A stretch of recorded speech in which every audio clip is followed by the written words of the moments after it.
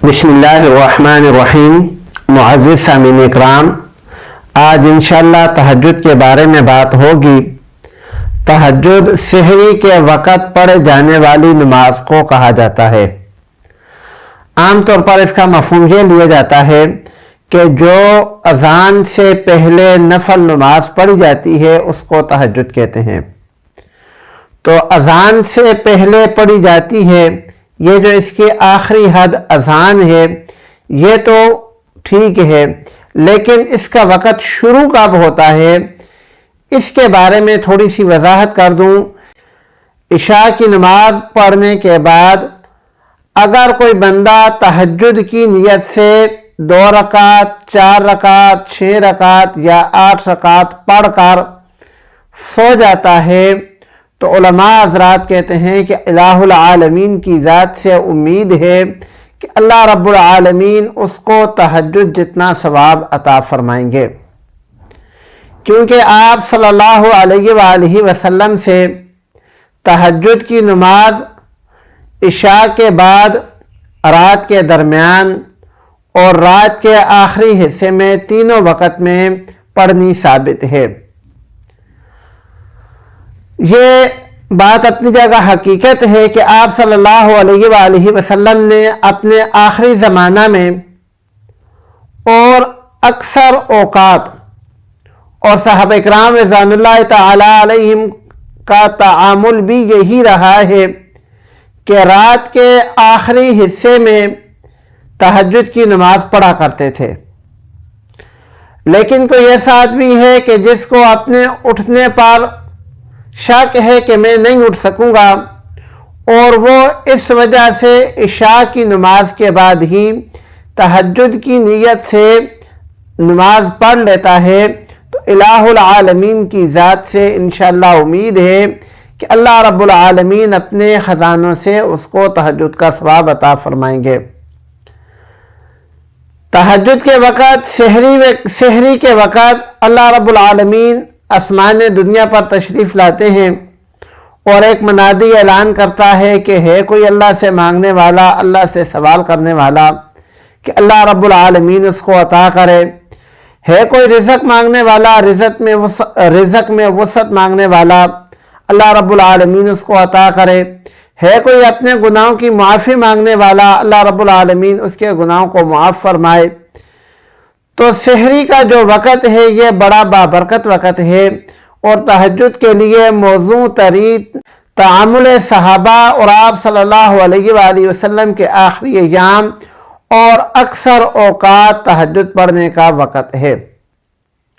لہذا سب سے پہلے کوشش یہ کی جائے کہ اذان سے پہلے تہجد کی نماز پڑھی جائے۔ اب کوئی انسان آدھی رات کے بعد اٹھا، اس نے تہجد کی نماز پڑھی، تہجد کی نماز پڑھنے کے بعد پھر سو گیا، تو اس کے لیے یہ سونا جائز ہے، بلکہ آپ صلی اللہ علیہ وآلہ وسلم کا معمول بھی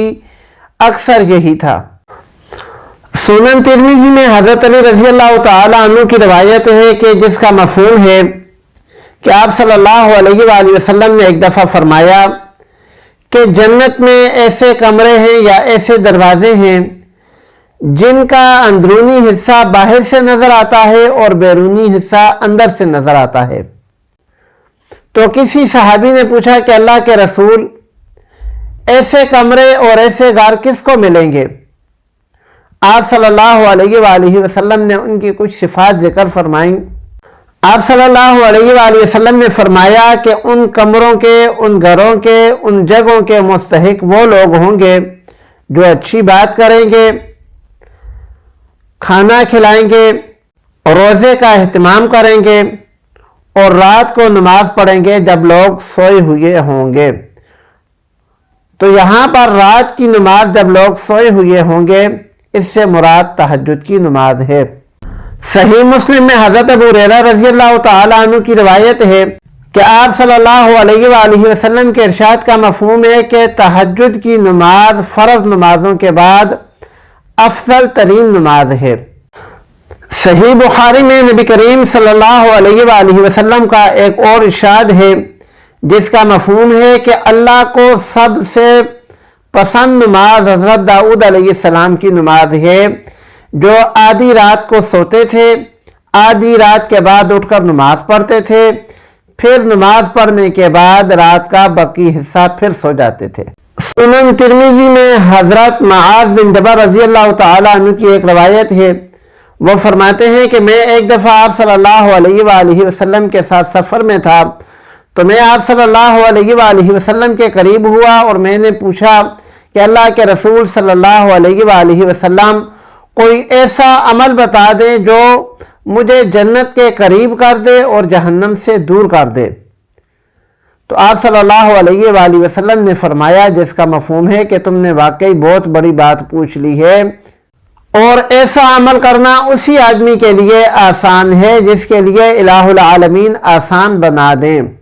پھر آپ صلی اللہ علیہ وآلہ وسلم نے ان کو کچھ باتیں بتائیں۔ نمبر 1 یہ ہے کہ تم اللہ کے ساتھ کسی کو شریک نہ کرو، اللہ کو وحدہ لا شریک مانو۔ دوسرے نمبر پر نماز قائم کرو۔ تیسرے نمبر پر زکوٰۃ ادا کرو، رمضان کے روزے رکھو، بیت اللہ کا حج کرو۔ پھر فرمایا کہ کیا میں آپ کو خیر کے دروازے نہ بتاؤں؟ فرمایا کہ روزہ ڈال ہے اور صدقہ خطاؤں کو اس طرح بجھا دیتا ہے جیسے آگ پانی کو بجھا دیتی ہے، اور رات کے وقت کی آدمی کی نماز، یعنی رات کے وقت تہجد کے وقت جو آدمی نماز پڑھتا ہے، جو تہجد کی نماز ہے، یہ بھی گناہوں کو ایسے ہی بجھا دیتی ہے جیسے پانی آگ کو بجھا دیتا ہے۔ صحیح بخاری میں حضرت عائشہ رضی اللہ تعالی عنہا کی ایک حدیث ہے، وہ فرماتی ہیں کہ آپ صلی اللہ علیہ وآلہ وسلم تہجد اتنا لمبا پڑھا کرتے تھے کہ آپ صلی اللہ علیہ وآلہ وسلم کے پاؤں مبارک میں ورم آ جاتا۔ تو میں نے آپ صلی اللہ علیہ وآلہ وسلم سے کہا کہ آپ کے تو الہ العالمین نے اگلے پچھلے سارے گناہ معاف کر دیے ہیں، تو پھر آپ اتنی مشقت کیوں کرتے ہو؟ تو آپ صلی اللہ علیہ وآلہ وسلم نے فرمایا، جس کا مفہوم ہے کہ کیا میں تہجد کی نماز پڑھ کے اللہ رب العالمین کا شکر گزار بندہ نہ بنوں؟ رات کا جو آخری وقت ہوتا ہے یہ بڑا قیمتی وقت ہوتا ہے، اور الہ العالمین کی رحمت خاص طور پر اس وقت متوجہ ہوتی ہے۔ سنن ترمذی میں حضرت عمر بن عبسہ رضی اللہ تعالی عنہ کی روایت ہے، وہ فرماتے ہیں کہ بندہ سب سے زیادہ قریب اپنے رب کے رات کے آخری تاریکی کے حصے میں ہوتا ہے، یعنی تہجد کے وقت میں ہوتا ہے۔ پھر اسی حدیث میں آگے آپ صلی اللہ علیہ وآلہ وسلم فرماتے ہیں کہ اے عمر، اگر تم اس گھڑی میں طاقت رکھتے ہو تو اللہ کا ذکر ضرور کرو۔ تہجد کے کچھ مسائل۔ تہجد کا صحیح اور بہترین وقت جو ہے وہ رات کا آخری حصہ ہے، تاہم اگر کوئی عشاء کی نماز کے فوراً بعد بھی تہجد کی نیت سے نفل پڑھے گا تو الہ العالمین سے امید ہے کہ اللہ رب العالمین اس کے وہ نوافل تہجد کے ہی شمار کر کے اس کو تہجد جیسا ثواب عطا فرمائیں گے۔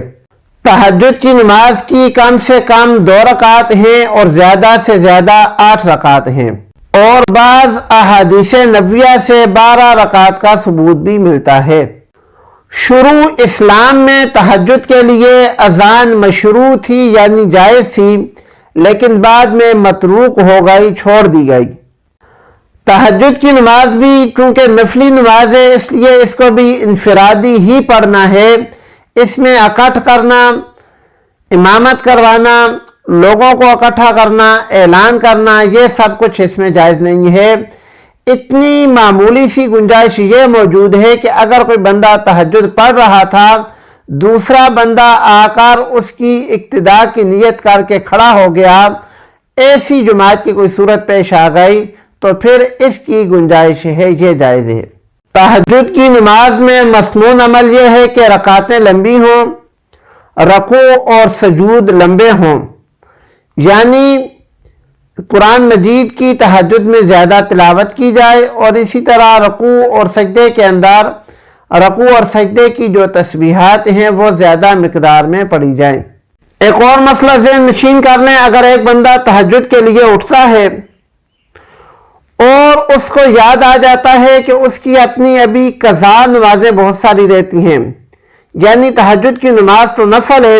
جو اللہ رب العالمین نے اس کے ذمہ فرض نمازیں کی تھی، فجر، ظہر، عصر، مغرب، عشاء، ان میں سے کوئی نمازیں اس کے ذمہ رہتی ہیں تو اس آدمی کو چاہیے کہ پہلے ان نمازوں کی قضا کر لے، بعد میں وقت بچے تو تہجد پڑھ لے، اگر نہ بچے تو الہ العالمین سے یہ امید ہے کہ اللہ رب العالمین اس کو تہجد کا ثواب عطا فرمائیں گے۔ اگر کسی نے تہجد کی نماز شروع کر دی اور بعد میں معلوم ہوا کہ تہجد کا ٹائم تو ختم ہو گیا، اب تو صبح کا ٹائم شروع ہو گیا ہے،